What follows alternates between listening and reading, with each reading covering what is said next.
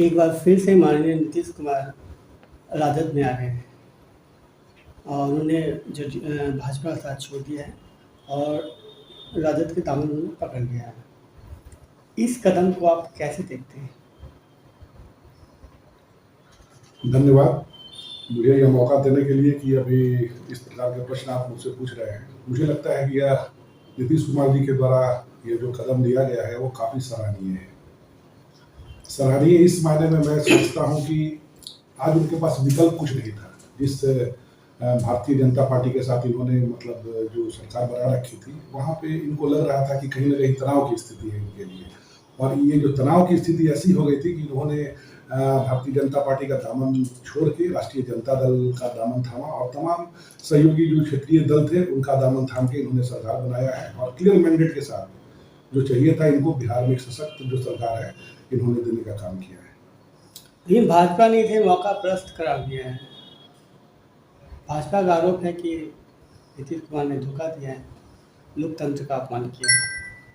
देखिए, एक सामान्य जन के रूप में अगर मुझसे कहिएगा, राजनीति में सब चीज़ जायज है, लेकिन मैं ये पूछना चाहता हूँ जिन लोगों ने, जिन प्रवक्ताओं ने यह बात कही है माननीय नीतीश कुमार जी के बारे में, तो मैं पूछना चाहता हूँ कि जिस दिन नीतीश कुमार जी आपके साथ होते हैं तो वह सही होता है, और जिस दिन नीतीश कुमार जी आपका साथ छोड़ देते हैं तो वही नीतीश कुमार जी दगाबाज हो जाते हैं, पलटूराम हो जाते हैं, तमाम ऐसी चीज़ें बातें आती हैं।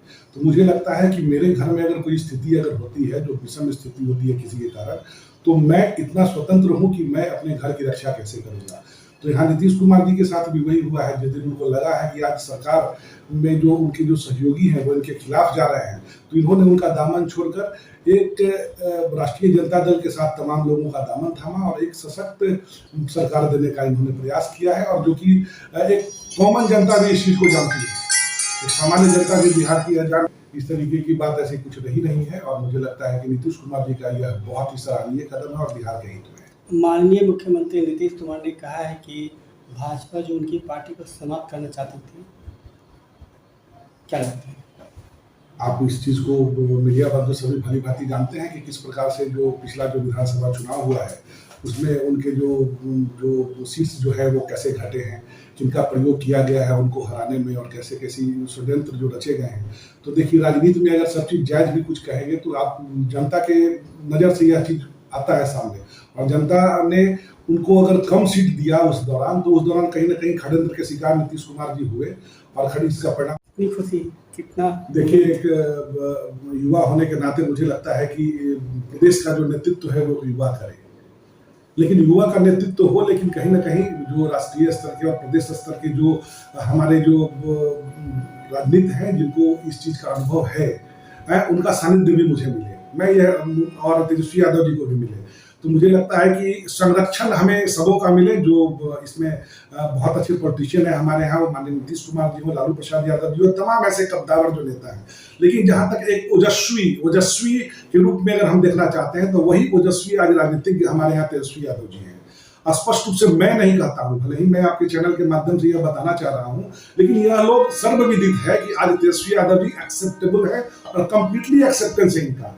अब मैं 2016-17 में जब ये उप मुख्यमंत्री बने थे, उस समय की स्थिति से आप देख लीजिए, और 2020 का चुनाव देख लीजिए, तो वो जो उनका जो टेन्योर रहा है, उस टेन्योर में इन्होंने क्या काम किया है और किस कमिटमेंट से काम किया, कितने स्ट्रांगली उन्होंने अपनी बातों को रखा है जनता के हित में, यह देखने की आवश्यकता है। आप लोगों के पास टोटल क्लिप होगा, पूर्व का वीडियो होगा। 2020 का इन्होंने जब चुनाव लड़ा था, उस समय क्या सर्कमस्टांसेस था आप देख रहे हैं।